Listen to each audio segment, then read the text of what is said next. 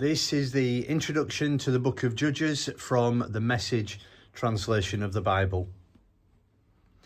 Sex and violence, rape and massacre, brutality and deceit do not seem to be congenial materials for use in developing a story of salvation.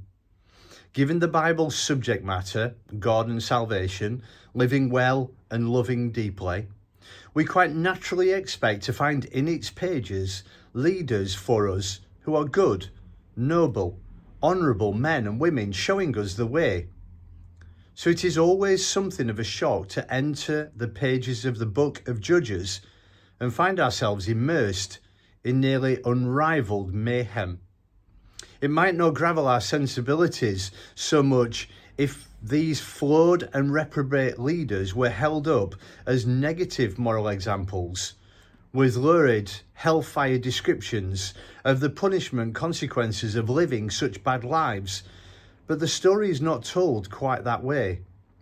There is a kind of matter-of-fact indifference in the tone of the narration, almost as if God is saying, well, if this is all you're going to give me to work with, I'll use these men and women just as they are and get on with working out the story of salvation.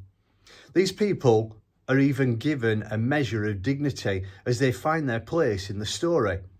They're most certainly not employed for the sake of vilification or lampoon.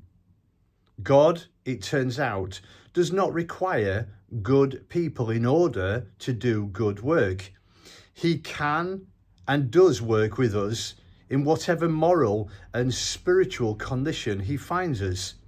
God, we are learning, does some of his best work using the most unlikely people.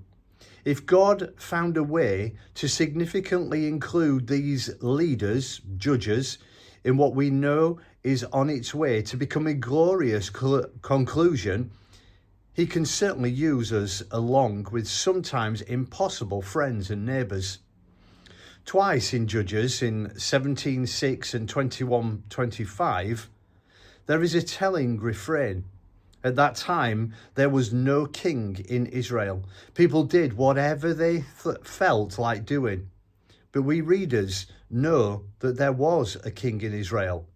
God was king.